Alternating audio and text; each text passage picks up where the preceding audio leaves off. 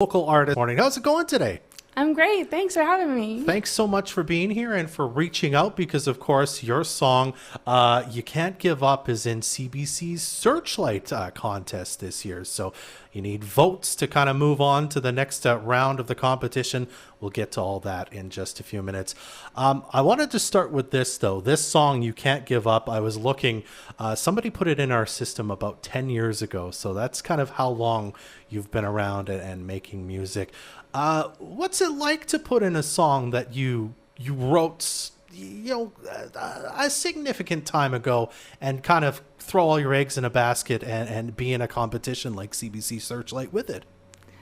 I just thought that with it being a song, the title is called You Can't Give Up. Mm-hmm. And with everything that, our country and the world has been through over the past few years, I just felt it was really suiting. Mm-hmm. People have struggled. People have been really low and struggled a lot with mental health. And it's just one of those songs that I hope can help people and make them realize that you can always start again. And there's never a time in your life where you should feel like you have to give up. Mm-hmm. Just take one step at a time. And so even though it was 10 years ago, I had 3 kids, and it was tough being here in the north to get into a studio. Yeah, sure. But I did keep gigging. I was doing shows here and there, and I've also been really active on TikTok recently as well. So yeah, so it's not like you went away. You just didn't have it recorded something in a while. Put it down on. It's pretty tape. Costly to get something out that's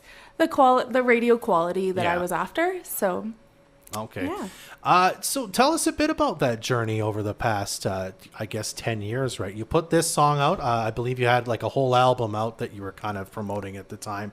And then what kind of, did you mean to say, I'm going to take some time off from recording and making working as hard on my music as I was because I want to raise a family? Yeah. When I was younger, I always knew I wanted to be a mother. And for me, that was a true priority.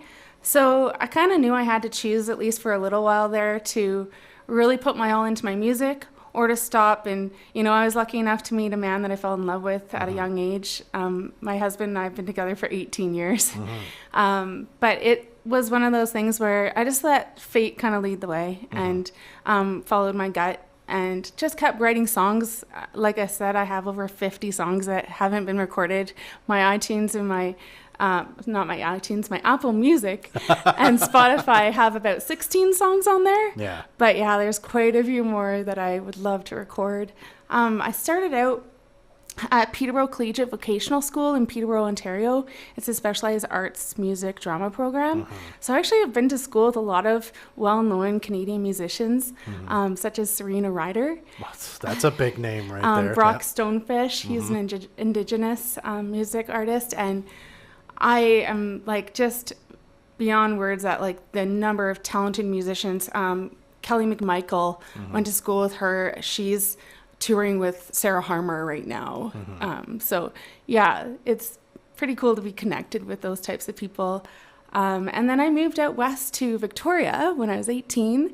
And one day when I was busking the Inner Harbor, fellow singer-songwriter Kevin Woodward stopped me and he said, "Oh my goodness, you know what? I need to help you get your first album out." And so he supported me through that. And that's how Overabundantly, my 2005 album, came about. And then probably about 5 years later, I had the opportunity to record again. I did It's Perfect Timing, a 6-song EP. And it had some environmentally inspired songs on it.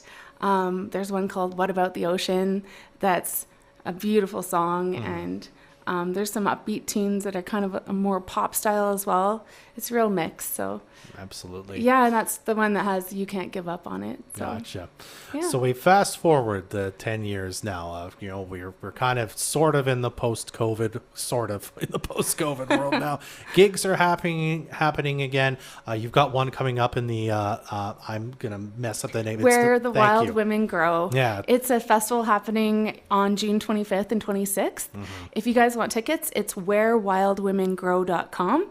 And it's going to be an incredible opportunity for women to gather and talk about their femininity, their strength, connecting with Mother Nature. There's going to be some incredible healers and leaders there, as well as some music. I'm playing, Larissa Scriven's playing. I think there's a few other bands as well. So it's going to be exciting. I can't wait. Absolutely. And then Searchlight comes along. What made you decide to kind of go for that? Had you been in Searchlight before, or was this kind of the first time? No, this is a first for me. You know what I think it was? I joined TikTok, started becoming active in late February. Yeah. And all of a sudden I got all this support, like people really loving my originals and really like consistently joining my lives and just building me up. So I think it was gaining that confidence and realizing that like, maybe I should be putting a little bit more effort into getting my music out there. Like people are really telling me I need to do this. And so when I heard about the CBC Searchlight, I was like, okay, I guess I gotta just go for it. I knew the song was old, but I felt like it was really suitable for this time that we've all gone through. And I felt like I've had a lot of feedback from people that song's really moved them. So yeah, that's kind of how I ended up in the Searchlight. Gotcha. But it's been like a ton of support. I've gotten so many people messaging me saying, I'm voting for you every day. I really hope you make it into the top 100 and then beyond to the top 10, hopefully win it. So. And remind people who don't know much about what is sort of the grand prize of this. It's essentially, a lot of exposure for being part of the contest, but kind of even beyond that, right? Yeah, so this would open up big doors for me. It would give me the opportunity to have a performance slot at the CBC Music Festival, as well as possibly even night one of the Juno Awards and tickets to the Junos, as well as an opportunity to be in what's called the Alan Slate Juno Masterclass and have 5 days of recording time in Calgary. It's just an incredible opportunity. On top of that, there's $1,000 gift card to Long and McQuaid for musical instruments and like $2,500 from Toyota towards instruments and recording time. And then the runners up, I believe there's 4 runners up, and they get some gift cards to Long McQuaid and from Toyota as well. So it's pretty exciting. So you'll, even at top 5, you'll get something for sure. Yeah. If I make it that far, I will just be like so shocked. But I mean, it could happen. I mean, I'm just shooting for the stars, I'm putting it all out there and hoping, just spreading the word and hoping for the best. Absolutely. All right. Well, here's what you need to do. You need to vote for Jenna in Searchlight. I've put a link up on the Facebook post. If you happen to be watching the video, you can see it there. If you're listening, the link is available from your website, which is JennaLoren.ca, and that's JennaLoren.ca. And then, of course, you're on Spotify. There's lots Apple of links. Music. And please follow me on TikTok. That's my most active platform right now. I'm nearing 5,000 followers, and I'm on there pretty much daily. So definitely check me out. It's Jenna Loren Music. That's my TikTok handle. All right. Let's hear the song now that you put in Searchlight that you should all be voting for when you hear it. It's You Can't Give Up, Jenna Loren on Moose FM.